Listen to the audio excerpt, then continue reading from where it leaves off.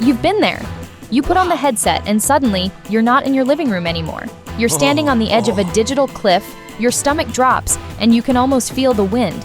But how is that possible? Your brain knows you're standing on a carpet, yet your body is convinced it's about to fall. This isn't just a fancy screen. This is a masterful illusion, a complex dance between physics and neurobiology designed to trick your brain into believing it's somewhere else entirely. It's the core of what we call virtual reality, the sensation of presence. And today, GENSHIFT is peeling back the layers of this illusion. We're not just looking at the hardware, we're decoding the science of how that hardware interfaces with the most complex machine we know, the human brain. We're going to explore the physics that create a sense of depth from flat screens, the sensors that perfectly track your every glance to keep you grounded in the virtual world, and the subtle cues that convince your brain it's all real. This is the story of how technology hijacks our senses. Get ready to have your mind blown by the science of VR. Hit that subscribe button now to join us in decoding the technologies shaping our world.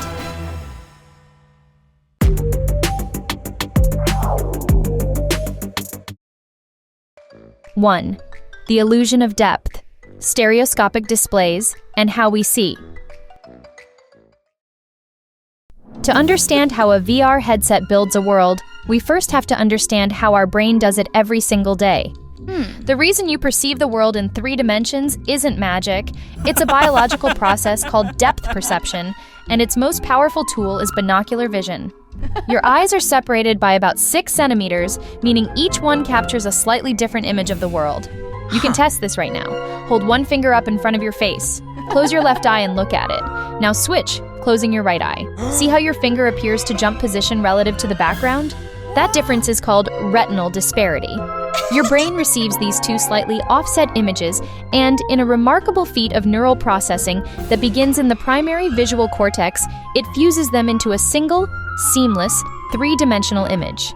This specific ability to derive depth from 2 separate viewpoints is called stereopsis, and it's what gives our world its tangible sense of solidity and space. This very principle, first scientifically demonstrated by Charles Wheatstone with his stereoscope back in 1838, is the foundational trick of all modern VR. A VR headset is essentially a high-tech stereoscope. Inside, there aren't any holograms or 3D projectors. Instead, there are 2 small high-resolution display screens, often old or LCD panels, one for each eye. The system renders 2 separate images of the virtual scene, each from a slightly different camera angle that mimics the natural separation of your eyes. A pair of lenses sits between your eyes and these screens, not just to magnify the image, but to map the close-up displays to a wide field of view and set the focus at a comfortable distance. Your brain, presented with these 2 distinct 2D images, does exactly what it evolved to do. It stitches them together, automatically constructing the illusion of a 3D world with real depth. But here's where it gets really interesting. The illusion isn't perfect. In the real world, when you look at something close, the lenses in your eyes physically change shape to focus on it, a process called accommodation. In VR, your eyes are always focused on the fixed distance of the screens, even if you're looking at a virtual mountain miles away. This creates a mismatch between where your eyes are converging and where they are focusing, something that rarely happens in nature. Yet the illusion of depth persists. This reveals something profound about our perception. The brain doesn't need a perfect simulation. It needs a good enough one. The stereoscopic cue is so powerful that the brain prioritizes it, effectively filling in the blanks and overriding the conflicting accommodation cue. VR works because it leverages the brain's incredible capacity to build a coherent reality from the most compelling data it receives. This principle of working smarter, not harder, is driving the future of VR rendering. Creating 2 high-resolution, high-frame-rate images is incredibly taxing on a computer. But developers are now hacking our biology to make it more efficient with a technique called foveated rendering. Your eye only sees in high detail in a tiny central region called the fovea. Your peripheral vision is blurry and optimized for detecting motion. By integrating eye-tracking cameras into the headset, foveated rendering renders only the exact spot you're looking at in full, crisp detail while rendering the periphery at a much lower resolution. You never notice the difference, but the computational savings are massive. This isn't just a technical shortcut, it's a shift toward bio-integrated design, creating a data stream perfectly tailored to the quirks of our sensory system. 2. Staying present, head tracking, and the brain's balance system. Creating a believable 3D image is just the first step. To achieve true presence, that feeling of actually being there, the virtual world must respond perfectly to your every movement. This is where the illusion moves beyond just sight and into a delicate dance with one of our most ancient and fundamental senses, our sense of balance.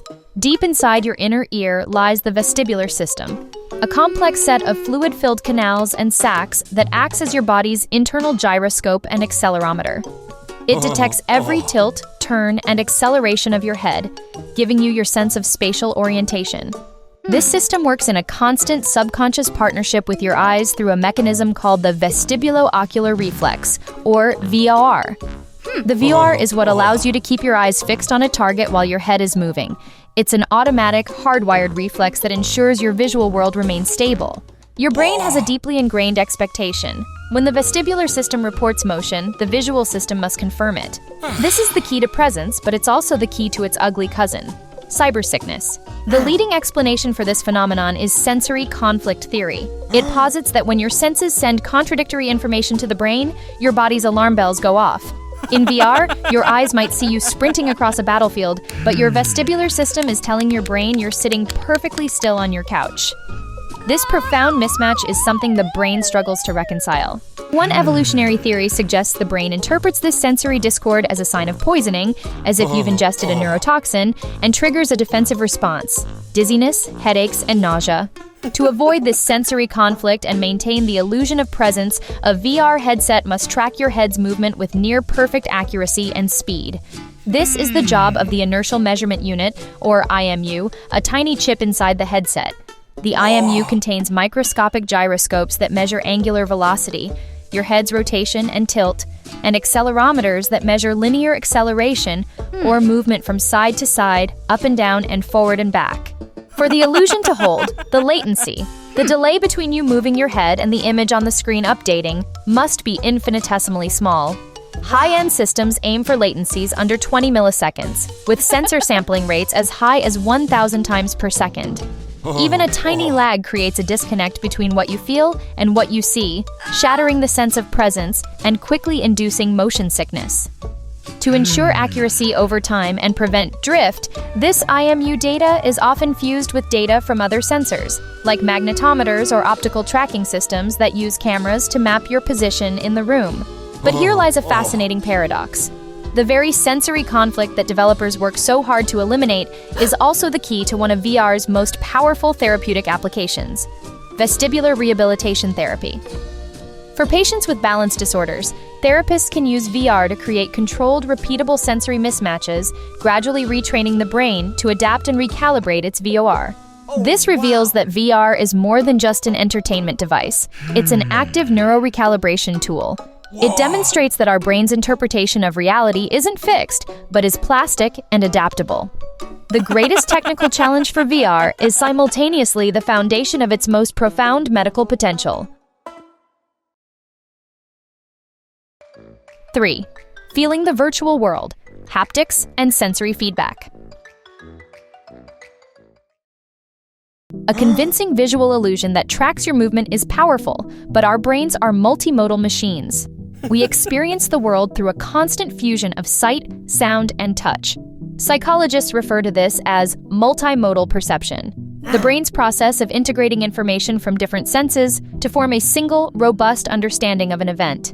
When cues from multiple senses align, the resulting perception is far more compelling than any single sense could produce on its own, a phenomenon known as multisensory enhancement. This is why adding the sense of touch, even in a simulated way, is critical for deepening the immersion of VR. It closes a major sensory loop, telling your brain that the objects you see not only look real, but feel real. This is the role of haptic feedback, the technology that uses force, vibration, or motion to simulate physical interaction. In most current VR controllers, this is achieved through tiny devices called haptic actuators. For years, the standard was the eccentric rotating mass, or ERM, motor, a simple motor that spins a small, off-center weight to create a generalized rumble. While effective for strong impacts, it lacks nuance. More advanced controllers now use linear resonant actuators, or LRAs. These use a magnetically suspended mass that oscillates back and forth, allowing for much more precise, crisp, and varied vibrations. The difference is profound. An LRA can produce a sharp click when you press a virtual button, a subtle texture as you run your hand over a virtual brick wall, or the high-frequency buzz of a lightsaber.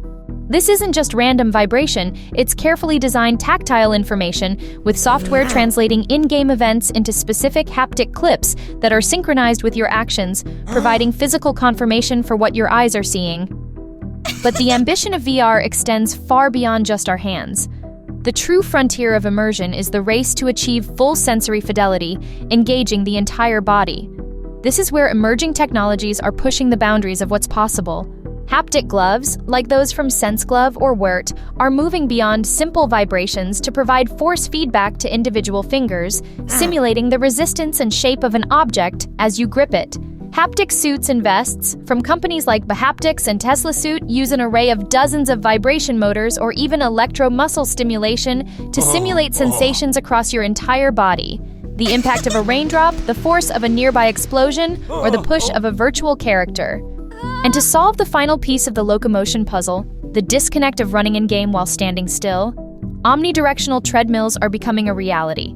These platforms from brands like Cat VR and Infinidec use low-friction surfaces or active belt systems to allow you to naturally walk, run, and strafe in any direction, all while remaining safely in one physical spot. Each of these innovations is designed to close another sensory gap, to remove one more piece of conflicting information that might remind your brain that the world you're in isn't real. This relentless technological pursuit of a complete and coherent set of multimodal data is what drives VR toward its ultimate goal, an illusion so perfect it becomes its reality. 4. The next level of illusion, tricking all your senses. As VR technology marches toward this goal of full sensory fidelity, its applications are rapidly expanding far beyond the realm of gaming. It is proving to be a truly transformative tool. In education, VR provides a platform for learning by doing in a way that was never before possible. Wow. Studies have shown that learners using VR can be trained up to 4 times faster than in a traditional classroom, emerging 275% more confident to apply the skills they've learned. Students can perform virtual chemistry experiments without risk, walk through ancient historical sites, or train for complex vocational jobs like welding or surgery in perfectly repeatable, safe simulations. In medicine, VR is already a validated therapeutic tool. For over 2 decades, virtual reality exposure therapy has been used to treat anxiety disorders and phobias by gradually exposing patients to their fears, like public speaking or flying, in a controlled, confidential setting. It's also being used for pain management, distracting the brain from physical discomfort, and for training surgeons to practice complex procedures with instant feedback. But the very power that makes VR so effective for good also opens a Pandora's box of ethical challenges. The same immersion that can heal trauma can also be used to inflict it. Because VR experiences feel so real, incidents of virtual harassment, bullying, or assault can cause genuine psychological harm. Furthermore, the technology is built to capture data on a scale we've never seen before. Headsets can track our eye movements, our physical reactions, and even our biometric data like heart rate and emotional responses, creating what some developers call a biological map of the user. This raises profound privacy questions about who owns this data, how it's used, and how it's protected from misuse or sale. The immersive, engaging nature of these worlds also brings serious concerns about addiction and the potential for a blurring of the lines between the virtual and the real, possibly desensitizing users to real-world consequences. This reveals the central duality of immersion. VR's benefits and risks are 2 sides of the same coin. The ability to evoke genuine physiological and emotional responses is precisely what makes it a powerful tool for therapy and a potential vector for harm. Developing this technology responsibly isn't about eliminating its power. It's about building robust ethical frameworks for consent, data protection, and moderation to manage that power. This leads us to the final, most profound questions. As this technology continues its relentless advance, it forces us to confront the very nature of reality itself. If a simulated experience becomes neurologically and sensorially indistinguishable from a physical one, does the distinction still matter? What happens to our society and our consciousness when our brains can be so completely and convincingly tricked? We are in a period of inevitable lag, where technological capability is far outpacing our ethical and legal understanding. These are no longer abstract philosophical thought experiments. They are urgent, practical problems for our generation to solve as we decide what kind of new reality we want to build. Conclusion. So the next time you feel that vertiginous drop in your stomach as you look over a virtual ledge, you'll know it's not magic.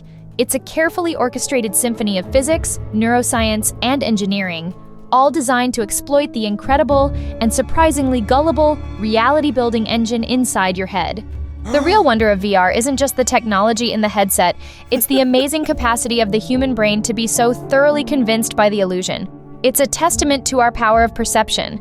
So, what's the most mind-blowing VR experience you've ever had? Did it make you wonder how your brain was being tricked? Share your stories in the comments below.